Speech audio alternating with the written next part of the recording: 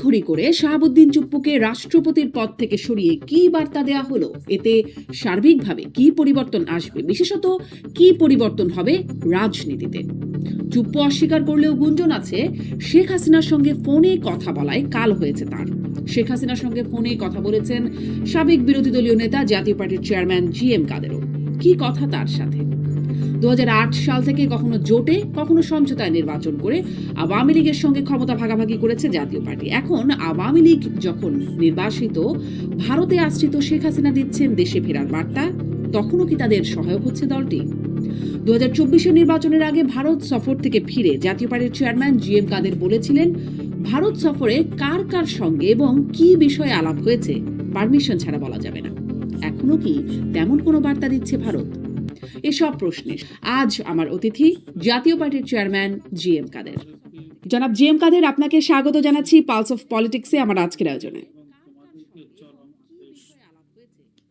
জি, আমি আপনার কাছে বেশ কিছু বিষয়ে কথা বলতে চাইবো, তবে শুরু করি যেটা নিয়ে বর্তমানে খুব আলোচনা হচ্ছে, রাষ্ট্রপতির পদত্যাগ। তিনি পদত্যাগ করেছেন বা তাকে পদত্যাগ করানো হয়েছে, এটা নিয়ে অনেক আলোচনা হয়েছে। ফলে আপনার কাছে শুধুমাত্র এটুকু শুনতে চাই যে এখান থেকে কি বার্তা দেয়া হলো বা পাওয়া গেল, এবং এর ফলে রাষ্ট্রপতিকে সরানোর ফলে, রাষ্ট্রপতি সরে যাওয়ার ফলে কি কি পরিবর্তন হলো রাজনীতিতে বা সার্বিকভাবে? আমার কাছে জিনিসটা খুব স্বাভাবিক একটা বিষয় বলেই মনে হয়েছে প্রথম থেকে। রাষ্ট্রপতি এবার নির্বাচনের পরে বিএনপি নিশ্চয়ই নিজস্ব রাষ্ট্রপতি নিজেকে রাখার চেষ্টা করবেন, বা ওটি হলো স্বাভাবিকতা। ওনারা এই রাষ্ট্রপতিকে একটা সাংবিধানিক ধারাবাহিকতা এবং সবকিছু গুছিয়ে নেওয়ার পর উনি চলে যাবেন এবং ওনারা নিজস্ব একজন রাষ্ট্রপতি নির্বাচন করবেন। এটা খুব স্বাভাবিক একটা বিষয় ছিল এবং স্বাভাবিকভাবেই দেখার কথা ছিল। কিন্তু এখন যে জিনিসটা নিয়ে মানুষের মধ্যে একটা সন্দেহের উদ্রেক হয়েছে সেটা হলো বিষয়টাকে একটু অস্বাভাবিক প্রক্রিয়া করা হয়েছে। মানে শুক্রবার দিন বিকেলের মধ্যেই করা হলো, ওই শনিবার বা রোববার অফিসিয়াল টাইমে নয়, এবং খুব তাড়াহুড়া করে স্পিকার সাহেব যেহেতু উনি অ্যাক্টিং থাকবেন, ওনার যাকে ভারপ্রাপ্ত, তাকে বিদেশ থেকে আনা হলো। আনার পরে দুপুরে উনি পৌঁছালেন, বিকালে একেবারে তড়িঘড়ি ওনার কি বলে ওটাকে পদত্যাগপত্র সহ সবকিছু হলো, সাংবাদিক সম্মেলন হয়ে গেল। তখন একটা প্রশ্ন অনেকে তুললেন, যেটা সম্পর্কে আমি সত্য মিথ্যা জানি না, যে এত তাড়াহুড়ার দরকার ছিল, এটার সঙ্গে কি সেনাবাহিনী প্রধান বা বাইরে ছিলেন দেশের বাইরে, সেই সময় করার কথা ছিল, বা সেই ধরনের একটা কোনো উদ্যোগ সেই কারণে নেওয়া হয়েছে কিনা, এটা কেউ কেউ এই বিষয়টি কথা তুলেছেন। এটা সম্পর্কে আমি নিশ্চিত নই, সেনাপ্রধান কবে গেছেন কবে আছেন এটা আমি জানি না। তবে সেনাবাহিনীর সঙ্গে রাষ্ট্রপতির একটা ভালো নিবিড় সম্পর্ক আছে। মানে বাংলাদেশের সেনাবাহিনী সর্বাধিনায়ক হলো আমাদের রাষ্ট্রপতি, সোফার আমি যতটুকু জানি আর কি। ওনাদের সবকিছু নিয়ন্ত্রণ করে আমাদের রাষ্ট্রপতি। সেই হিসাবে রাষ্ট্রপতি সেনাপ্রধানের সঙ্গে একটা ভালো সম্পর্ক ছিল, এবং আগেও কয়েকবার রাষ্ট্রপতি তাকে বিভিন্ন সময় বিভিন্ন প্রোটেকশন দিয়েছেন, এবং ভবিষ্যতেও ওনার পদত্যাগের বিষয়ে উনি কোনো আসছেন কিনা আসবেন কিনা সেটা একটা মানুষের মধ্যে, কিছু কিছু মানুষের মধ্যে একটা আমি সংশয় দেখি। সেনাপ্রধান দেশের বাইরে আছেন, হ্যাঁ, কিন্তু সেনাপ্রধান জানেন না বিষয়টা এমন হবার কথা না এই সময়। মানে আমরা সবাই জানছি যে রাষ্ট্রপতি পদত্যাগ করবেন, করছেন, আজকে করবেন, কালকে করবেন, মানে পদত্যাগের আগে থেকেই জানি। ফলে সেনাপ্রধানও নিশ্চয়ই জানেন দেশের বাইরে থাকলেও। হ্যাঁ, তা অবশ্যই। সেই জন্য আমি বললাম জিনিসটা যারা যারা বলেছেন বিভিন্ন জায়গায় এই ধরনের ইউটিউবের টক শোতে অনেকে বলে, সেই জন্য আমি কথাটা উঠালাম। যে তাছাড়া এটা ওনারা নতুন ভাবে নির্বাচিত হয়ে এসেছেন, ওনাদের নিজস্ব চয়েসের রাষ্ট্রপতি দিবেন, এটা খুব স্বাভাবিক। অনেকে আবার বলছেন যে এটাকে এমন সময় নিয়েছেন যে পরবর্তী 5 বছর পরে যখন আবার নির্বাচন হবে সেই সময় যেন ওনাদের রাষ্ট্রপতি থাকতে পারে, সেই জন্য হতে পারে। কিন্তু যেখানেই কারণ হোক, তাড়াহুড়া করার এবং জিনিসটাকে একেবারে অফিস দিয়ে না করে একেবারে ছুটির দিনে করা, এবং একেবারেই একজনকে বাইরে থেকে বিদেশ থেকে ফিরিয়ে এনে করা, এটার মধ্যে কিছুটা অস্বাভাবিকত্ব অনেকে লক্ষ্য করেছে। আমিও সেইভাবেই জিনিসটাকে দেখেছি। তবে এমনি ওটা কিছু না হলেও আমি মনে করি এটা হয়েছে স্বাভাবিক, এবং স্বাভাবিকভাবেই চিন্তা করা উচিত। আচ্ছা, মানে একটা গুঞ্জন আছে, সেটাও নিশ্চয়ই শুনেছেন, যে শেখ হাসিনার সাথে কথা বলেছে তিনি বিদেশে চিকিৎসাধীন থাকা অবস্থায়। এটা একটা তার বিরুদ্ধে একটা অভিযোগের বিষয় তোলা হচ্ছে, যদিও তিনি মানে সাবেক রাষ্ট্রপতি শাহাবুদ্দিন চুপ্পু তিনি বিষয়টি একদমই অস্বীকার করেছেন, অবাস্তব, কাল্পনিক ইত্যাদি এরকম শব্দ ব্যবহার করে অস্বীকার করেছেন। আপনার কাছে এটার বিষয়ে আপনার কি মনে হয়, এটা যদি এক লাইনে শুনি, এবং আপনিও সম্প্রতি বা মানে এর মধ্যেই আর কি শেখ হাসিনার সাথে আপনারও কথা হয়েছে বলে আপনিই বলেছেন। সেই বিষয়টা একটু শুনতে চাইবো আপনার কাছে যে আসলে কি কথা হয়েছে বা এই কথা কি মাঝে মাঝেই হয় কিনা নাকি একবারই হয়েছে বা কয়বার হয়েছে একটু বিস্তারিত যদি বলেন। না, আমি ওনার বিষয়ে উনি পরিষ্কারভাবে বলেছেন যে ওনার সঙ্গে কথা হয়নি। হুম, কথা হওয়াটা অবশ্য এখন পরিপ্রেক্ষিতে এমন হয়ে গেছে যে আমরা দেশটাকে বিভক্ত করে ফেলেছি। মানে একজন রাজনীতিবিদ আরেকজন রাজনীতিবিদের শত্রু, শত্রু প্রতিপক্ষ নয়, এবং এমন শত্রু যে যেটাকে আমরা চলতি কথা বলতাম জানি দুশ্মন। হুম, মানে উনি বেঁচে থাকলে আমি বাঁচবো না, আমি বেঁচে থাকলে উনি বাঁচবেন। এই যখন পরিস্থিতির সৃষ্টি হওয়াতেই কারোর সঙ্গে কারো কথা বলার নিয়ে এত কথার উদ্বেগ হচ্ছে। এটি আমাদের বর্তমান বাংলাদেশের সবচেয়ে প্রধান সমস্যা আমি মনে করি। জাতীয় ঐক্য বিনষ্ট হয়েছে, দেশ টু নেশনের মতো হয়ে গেছে, দুই ভাগে বিভক্ত জাতি। কিছু ভাগ আরেক ভাগকে শত্রু মনে করছে, আরেক ভাগ মনে করছে এদেরকে নিশ্চিহ্ন না করলে আমরা নিরাপদ নই। তো এই জিনিসটির কারণে এসব নিয়ে কথা হচ্ছে। উনি কথা বলে থাকলেও ওটার জন্য আমি মনে করি না যে এটা খুব বিশাল কোনো একটা ব্যত্যয় করার কথা ছিল, বা ওটার কারণে ওটা উনি যদি পরিষ্কারভাবে বলতে করতেন এবং বলতেন, এটাতে কি এমন যায় আসে। মানে এটা আমার ব্যক্তিগত ধারণা। এখন আমি যেটা বললাম যে এখন যারা টু নেশন থিওরি করে ফেলছেন, বাংলাদেশের দুই নেশনে ভাগ করেছেন, দুটো জাতি হিসাবে এখন আমরা বিবেচিত হচ্ছি। একটা হলো আমরা মনে করি যে পাকিস্তানের সঙ্গে থাকাটাই ভালো ছিল, বা ওই ধরনের একটা টেন্ডেন্সি। আর কিছু লোক বলে যে না, আমরা যেটা নতুন দেশ পেয়েছি মুক্তিযুদ্ধের মাধ্যমে, এবং সেই দেশের প্রতি আমরা অনুগত এবং সেটি আমরা রাখবো, এবং এটা ভুল সিদ্ধান্ত ছিল না। এইভাবে দুই ভাগে বিভক্ত হওয়া দেশ, এবং একজন এক পক্ষ আরেক পক্ষকে এমন শত্রু মনে করছেন যে উনি থাকলে আমি নিশ্চিত নই, আমি যে কোনো সময় একটা বিপদে পড়তে পারি। সেই কারণে এই ধরনের কথাগুলি আসছে। এগুলো রাজনীতির জন্য দুর্ভাগ্যজনক, জাতির জন্য দুর্ভাগ্যজনক, এবং এগুলো ভবিষ্যতের জন্য আমাদের জন্য একটা, আমি মনে করি, সংশয় তৈরি করছে, সংশয় এবং শঙ্কা তৈরি করছে। এই জিনিসটা যদি মীমাংসা হতে গিয়ে যদি শেষ পর্যন্ত একটা এমন পর্যায়ে চলে যায়, এবং এটি যদি চলতে থাকে, জাতীয় ঐক্য যদি এভাবে বিনষ্ট হতে থাকে, তাহলে দেশে সামনের দিকে গৃহযুদ্ধের মাধ্যমে এটা নিষ্পত্তি না হওয়া ছাড়া এর আমি কোনো সলিউশন দেখছি না। কিন্তু এটা জাতীয় ঐক্য কিন্তু আমাদের আরো অনেক ক্ষেত্রেই এখন দরকার ছিল। যেমন নতুন সরকার নির্বাচিত হয়েছেন, আগে একটা কথা ছিল যে নির্বাচিত সরকার তাদের একটা অথরিটি থাকবে, তারা অনেক কিছু সলভ করতে পারবেন। দেশের যে সমস্যা এখন বর্তমানে, দেশ কিন্তু এখন ব্যাপক সমস্যা মানুষের জন্য। যেটা সমস্যা, মানুষের তো বাঁচতে চায়, বাঁচার জন্য খেতে চায় প্রথম। এই খাবার কিন্তু এখন শঙ্কা দেখা দিয়েছে। ওয়ার্ল্ড ফুড অর্গানাইজেশন এবং তার কিছুদিন আগে, এই 3-4 দিন আগে পেপারে দেখলাম একটা, তারা ঘোষণা দিয়েছেন যে দেশে প্রায় 1,81,00,000 লোক তীব্র খাদ্য সংকটে পড়ছে সামনে। এটা তাদের প্রেডিকশন। এবং তার আগে আবার আরেকটা দেখলাম যে দেশের প্রায় 38.6%, 38.6% মানুষ পপুলেশন আন্ডার নিউট্রিশন, মানে তাদের স্বাস্থ্যকর খাবার থেকে বঞ্চিত, অর্থাৎ তারা হাফ ফেড, তারা যাদের খাবার দরকার যতটুকু তারা খেতে পারছেন না। তাহলে সব মিলিয়ে এখানে 10%, এখানে 40%, প্রায় 50% মানুষ এখন খাদ্য সংকটে আছেন, এবং সেটা আরো সামনের দিকে বাড়তে পারে বলে সন্দেহ করা হচ্ছে, যে সামনের দিকে এটা আরো ব্যাপকভাবে বাড়তে পারে। আইন শৃঙ্খলার অবনতির তো কোনো খবরই নাই।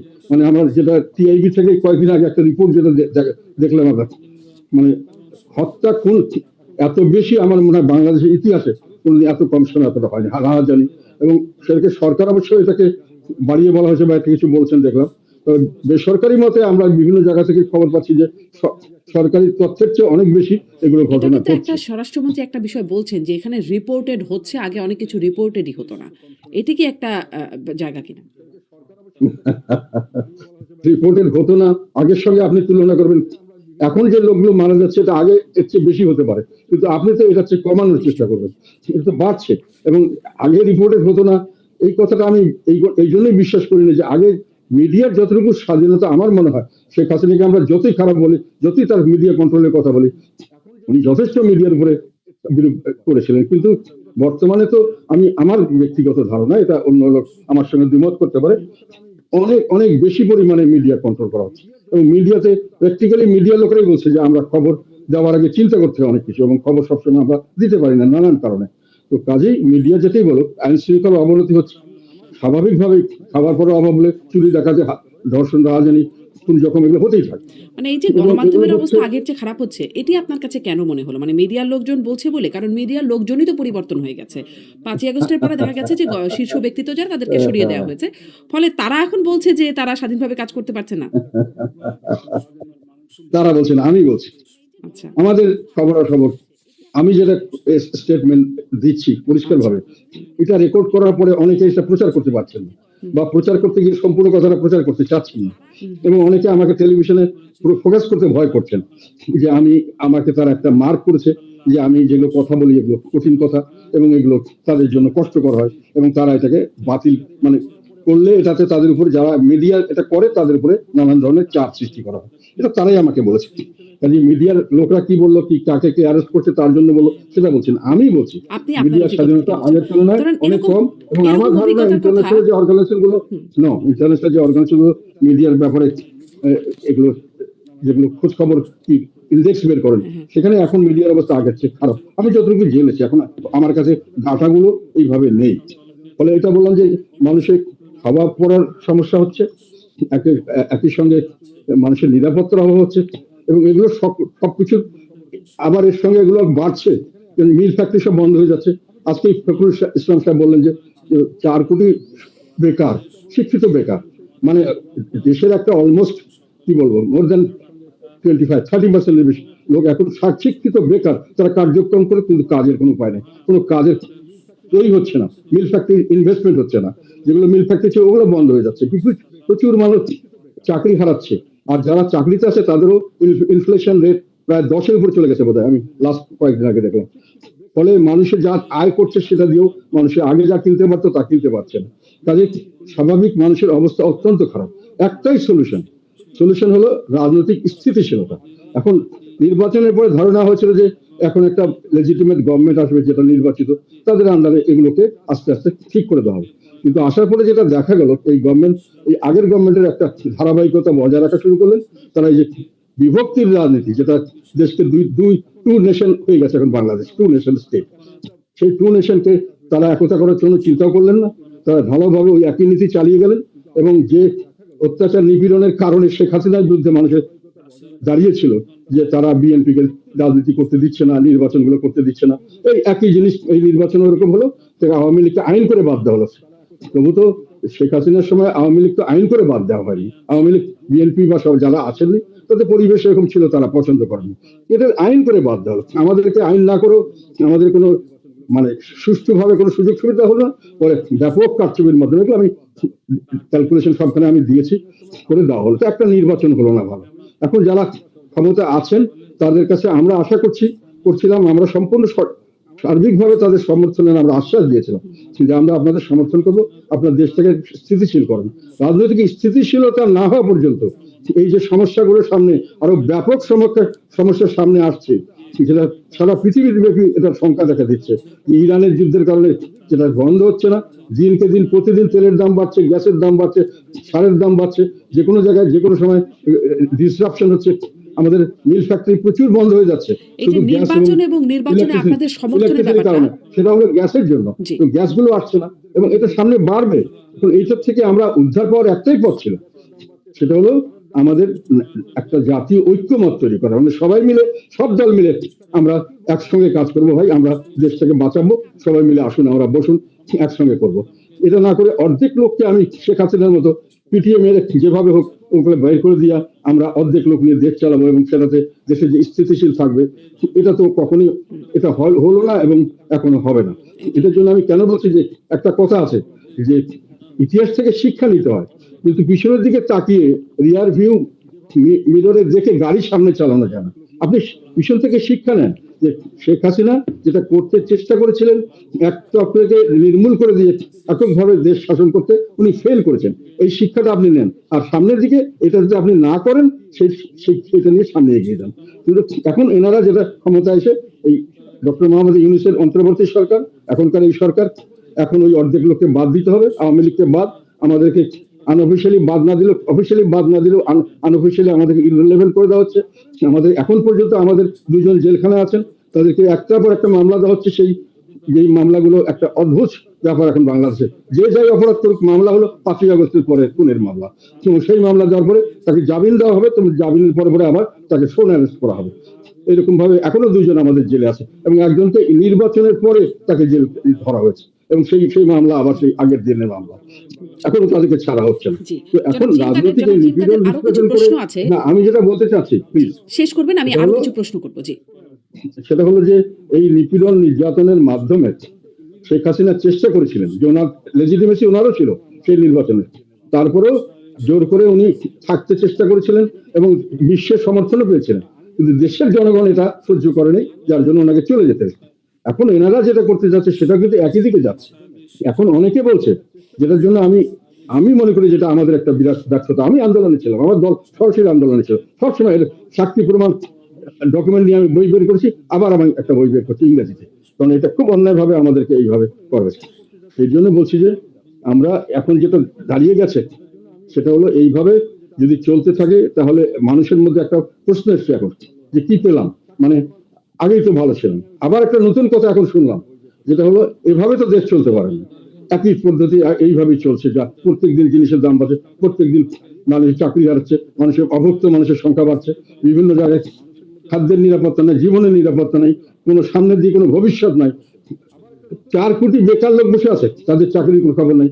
আর আমরা এক পক্ষ আর এক পক্ষকে নিশ্চিহ্ন করবো কিভাবে, সেই সেই একটা ইয়েতে নেমে পড়েছি, একটা এফোর্ট ওইটা নিয়ে নেমে পড়েছি পুরাদমে। এটা তো আর তার ফলে যেটা আপনি হয়েছে আপনি আরেকটা জিনিস পরিস্থিতিটা আসলে কতটা পরিস্থিতিটা বর্ণনা করছেন জিএম কাদের, আমি যে প্রশ্ন না, আমি করছিলাম আরেকটা আরো কথা কিছু বলে শেষ প্রশ্ন, করি। আপনি নির্বাচন নিয়ে কথা বলছিলেন না, সেটা নিয়ে আরো একটু কিছু কথা বলবো একটা কথা বলি এখানে, আপনাদের। জি সেটা হলো লাস্ট আমাদের লাইন। এই যে জাতীয় ঐক্য যে আমাদের হচ্ছে না, তার একটা কারণ, আরেকটা ব্যাপার, এখন আমরা বড় ধরনের চ্যালেঞ্জ এই সরকার সামনের দিকে আসবে, সেই জন্যই বলছি একটা বড় চ্যালেঞ্জ। একটা তো ইকোনমিক ফেলিওর, সামনের দিকে বাজেট টাকা পাওয়া যাচ্ছে না, কিভাবে দেশ চলবে আমি জানি না। আমি দীর্ঘদিন মানে সরকার পরিচালনার সঙ্গে বিভিন্নভাবে জড়িত ছিলাম, আমি মন্ত্রী ছিলাম, আমি দেখেছি কিভাবে দেশ চালাতে হয়, কিছুটা হলো আমার অভিজ্ঞতা আছে এবং আমার অনেক দীর্ঘদিনের অনেক কিছু দেখার অভিজ্ঞতা আছে। কিন্তু এখন যেটা আমি দেখতে পাচ্ছি সেটা হলো যে আর আমাদের রাজনীতিটা আমরা নিজেদের মধ্যে ঐক্য না থাকার কারণে আমরা রাজনীতিটা বিদেশিদের হাতে ছেড়ে দিয়েছি।